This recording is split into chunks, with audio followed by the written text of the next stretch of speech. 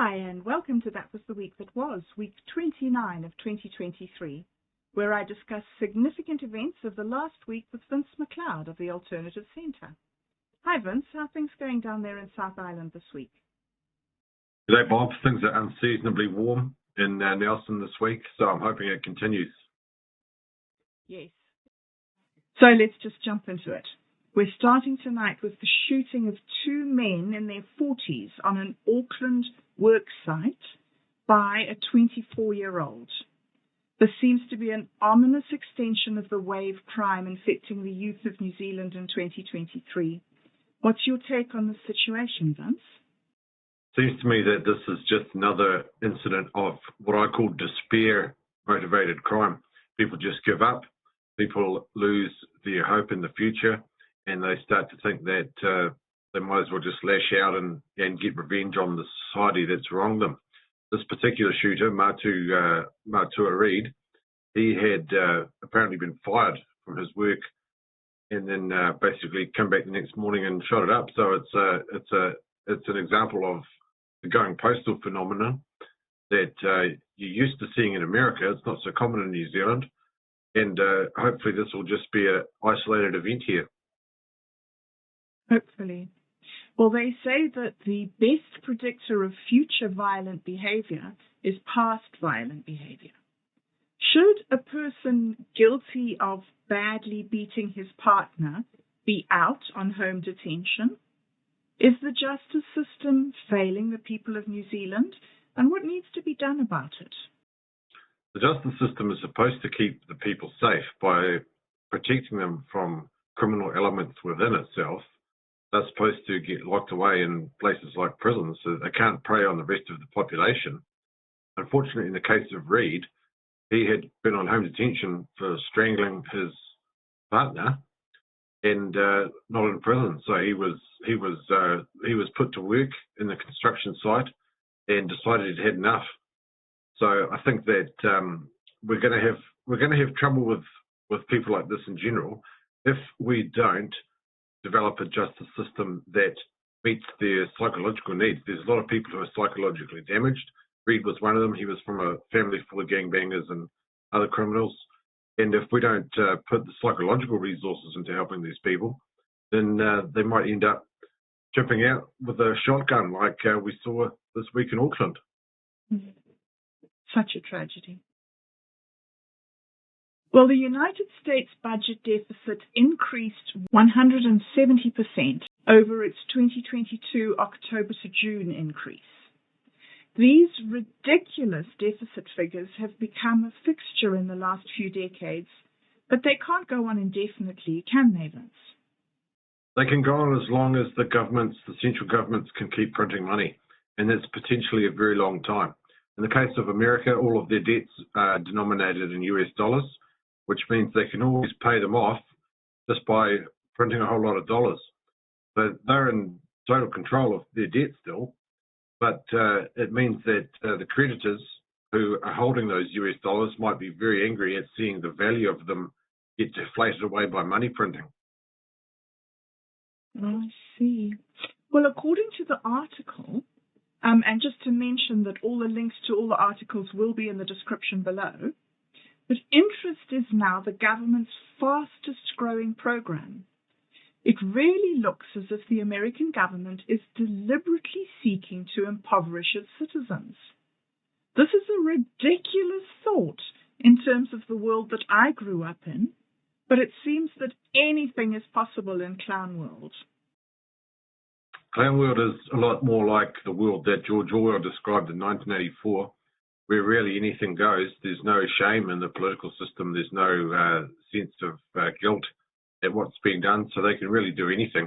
In the case of the United States, you've got they're just about spending $1 trillion a year on interest payments alone, which means that they're spending more money on interest payments than they are on defence, which is incredible because they spend an astonishing amount of money on defence. So if they're spending more on that, on just interest payments, that tells me that the United States federal government is probably fairly close to insolvent, given the size of the deficit that they are running up.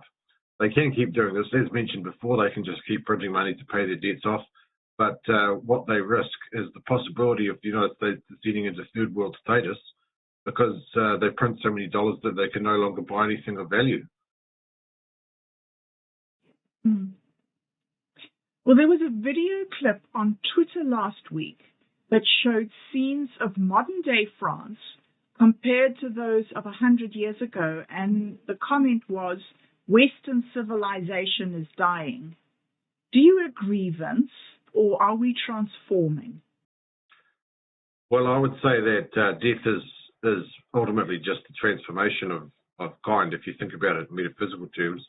But I think that the spiritual strength of France in particular has really gone down the toilet. I think Western Europe probably peaked in about 1870 or so, 1880, 1890, and that's why Paris looked so good in the 1900s. There's quite a few videos of Paris at that time, and it looks incredible. It looks like an amazing place.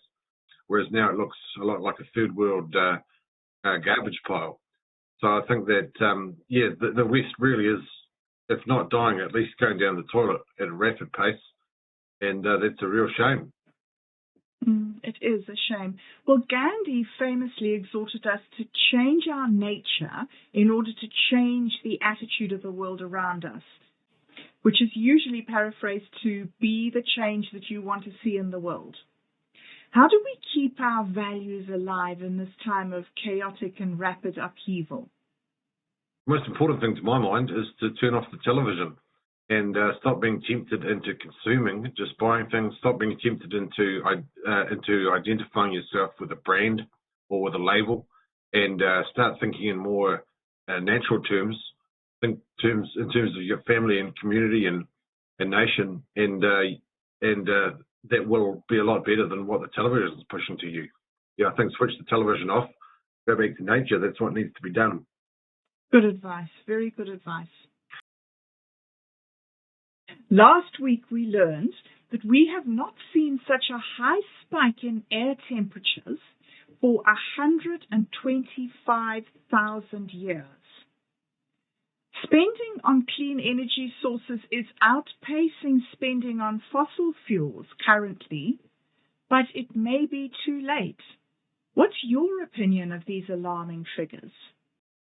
I don't know if it's too late necessarily, but these figures certainly paint an extremely grim picture for the survival of the human species over the next, say, 100, 200 years.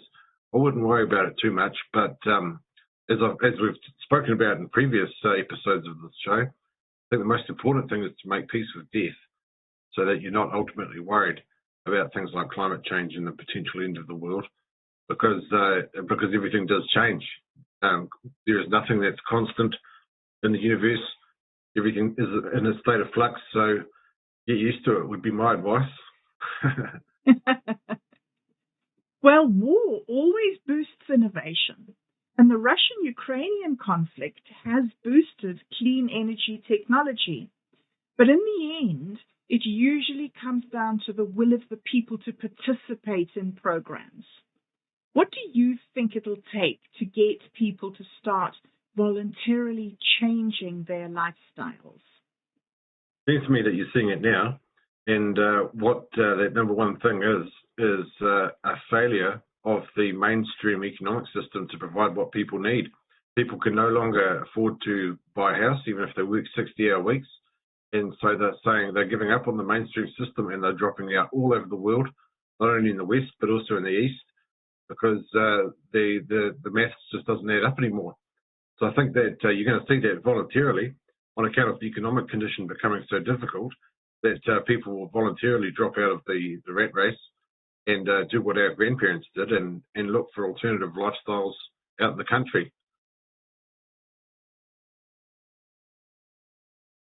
Well, to end off tonight, we have an amazing version of The Great Resignation, a story of an Aussie who sailed off into the ocean at full moon with his dog and was found 2,000 kilometers from land and returned to Australia. But that's one way to escape the rat race, isn't it? That's certainly an extreme way of doing it, being 2,000 kilometres off land. The thing I found most interesting about that story is that the rescuer of Shepherd who was the name of the sailor, the rescuer said that he believed that the reason why Shepherd had managed to stay alive and stay sane this whole time was because he needed to look after his dog. He had a dog with him named Bella who was making sure to feed and to take care of. And to my mind, that's a reminder of how humans are fundamentally social creatures. At the end of the day, we're fundamentally social animals, and we can't do things just for ourselves independently. We need to feel like we're part of something greater in order for our lives to have meaning. And that's, I think, the lesson of Shepherd and Bella. Yes, absolutely. Well, on a related note, people doing their own thing in their own way, you did an interview last week talking about decentralized politics that will be released on Monday, the 24th of July. Please, can you give us the details of where to view this before we sign off today? Yeah, sure. That interview was with Reality Check Radio. Paul Brennan was the host. He's the breakfast host of Reality Check Radio. So hopefully that interview will go out on that channel, Reality Check Radio, on Monday morning. So if you're on that, if you tune into that, you should be able to hear me talking about decentralized politics and a lot of the things that I've learned over the last 20 years of closely following political issues.